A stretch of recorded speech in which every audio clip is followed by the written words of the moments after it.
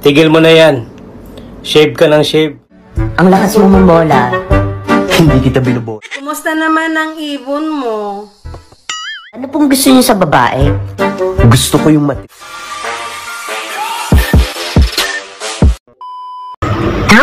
Mahal, ilan na yung lalaking nakatabi mo sa pagtulog nung hindi pa tayo nagsasama? Ikaw palang mahal. Yung iba, wala kaming tulugan. Gago!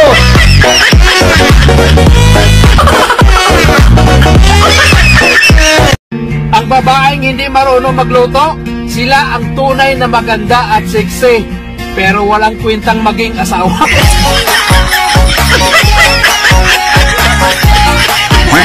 Magnanakaw ka ba? Oo, dati. Hindi, sabihin mo bakit. Magnanakaw ka dati? Bakit?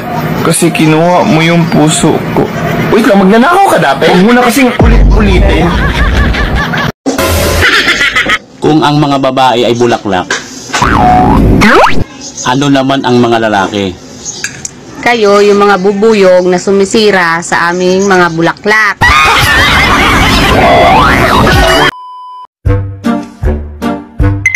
Alam mo, ang ganda mo everyday.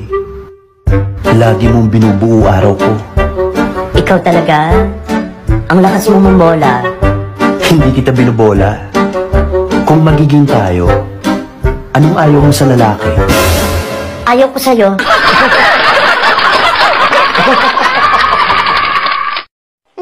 Kumusta naman ang ibon mo? Ito, matamlay.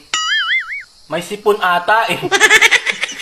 Baka kailangan dalhin sa pugad?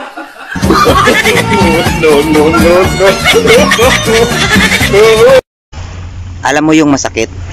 Yung sinabi niyang mahal ka niya pero pre, unsa ganito yung Tagalog anang gibiyaan? Paano na kaya? Sinasadya. Hi, kuya. Hi, Ano pong gusto niyo sa babae? gusto ko yung matipid. Alam mo, kuya, candy lang kinain ko kaninang recess. Mas matipid pa. Niluwa ko ulit. Baon ko pa bukas. Hoy, ikaw, wala kang jowa, di ba? Di, jowain mo na ako. Hoy, hindi pwede, hoy! Kadaming lalaki, loko ka!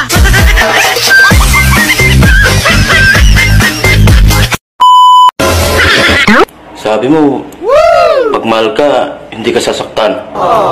Di naman niya ako sinasaktan ah. We, Oo nga. bakit narinig ko kagabi? Sabi mo, aray, dahan-dahan lang.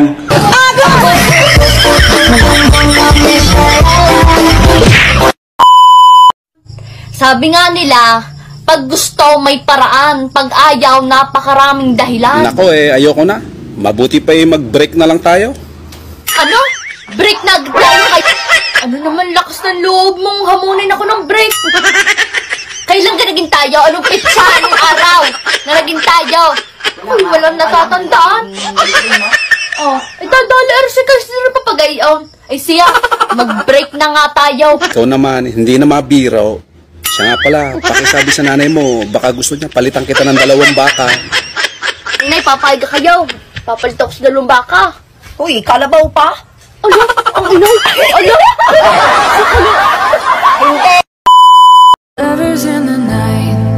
Akalain mo, magkatabi lang pala kami ng bahay. What? Ng kapitbahay ko. Galing yan. Araw-araw na lang, be. Lagi mo ako pinapahirapan. Maghiwalay na lang tayo. Kasawa na. Ako rin! Sawang-sawa na! Maghiwalay na lang tayo! Hindi! Hiwalay kong hiwalay. Basta lahat ng mga magaganda ang anak natin. Akin! Sus! Pinili pa niyo, hindi kanya!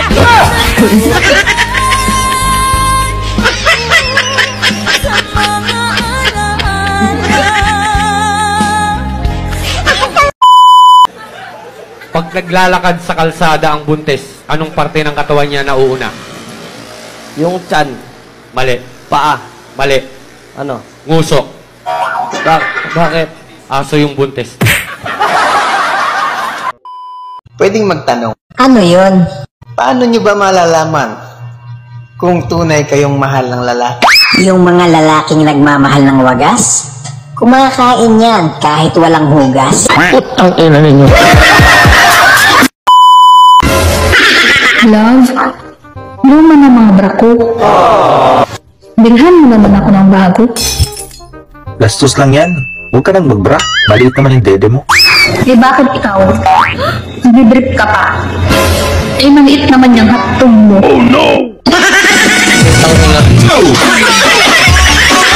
Magaling kang papa. Be, anong wish mo sa birthday mo? Wish ko? Simple lang. Yung magkasama tayo habang buhay. Ganyan kita kamahal. Ikaw, Be, pagdating ng birthday mo, anong wish mo? Ako? Wish ko? Mawala ka sa buhay ko. Gago ka, babaero ka.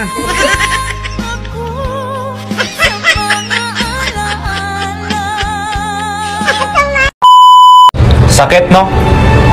Dati, masaya kayong nag-uusap. Pero ngayon, parang hindi nyo nakilala ang isa't isa. Yung mga babaeng kapag nagdamit, halos kita ng kaluluwa, hindi talaga namin maiwasang hindi tumingin. Ganyan kaming mga lalaki, hindi tumitingin sa itsura.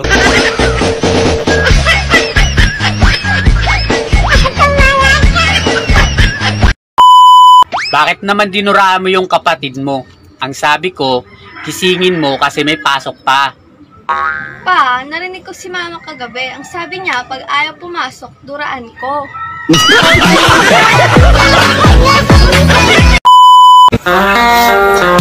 Ate, ingat ka sa patibong ni Kuya. Baka matusok ka.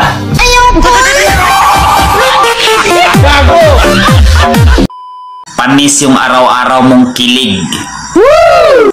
Kung wala kang dilig.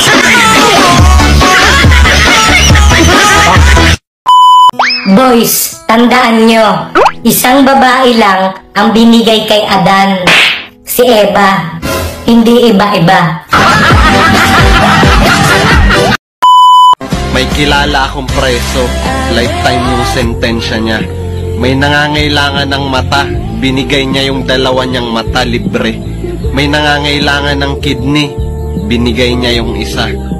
May nangangailangan ng kamay, binigay niya yung dalawa niyang kamay, walang bayad. Gusto niya pa sana ibigay yung paa niya, kaso nakahalata yung warden. Sabay sabi, nahalata ka na namin na, unti-unti ka nang tumatakas.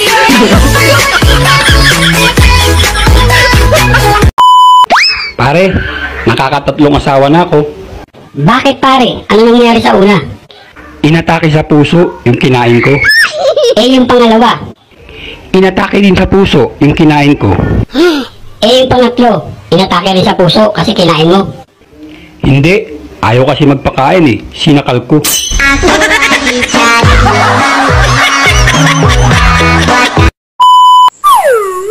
Kayong mga boys, ang hilig yung tumingin sa dibdib.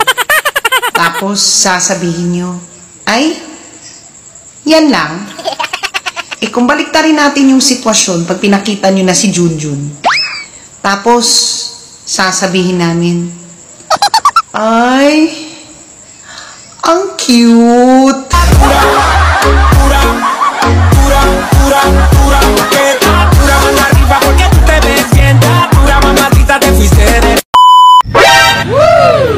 Love, nakaligo na ako. Gusto mo kumain? Love, sa isang araw na. Ay, bakit? Tapos na yung ano. Yung ano? Ano mo, yung regla mo. Ang bihira ka naman, aanin mo pa yung sandata mo kung di mo gagaling sa madugong labanan. Putang ina mo.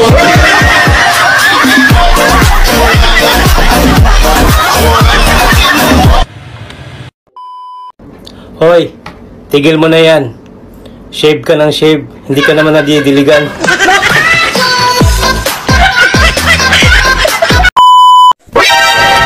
Kuya, matigas na ba yung saging mo? Oo. Pahawak naman. Mapriso ka. Kuya, baka kinakalawang na yung pako mo. Gusto mo, ibawan na lang natin.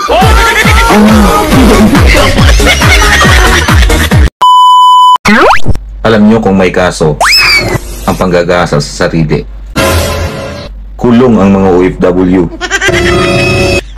Pati ako.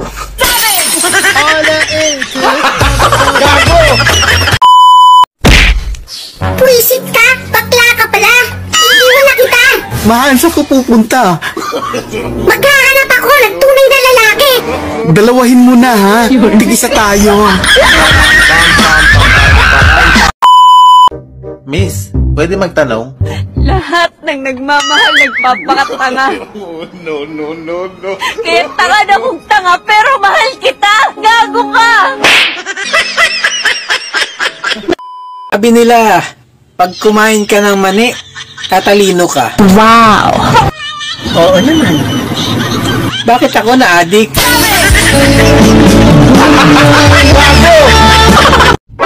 Wala naman talagang lalaking babaero. Bakit? May narinig na ba kayong umamin? Pagdating sa kalibugan, tuwang-tuwa ka, Diyos ko! Siyempre, masarap yun. Ako din! Mga pamura!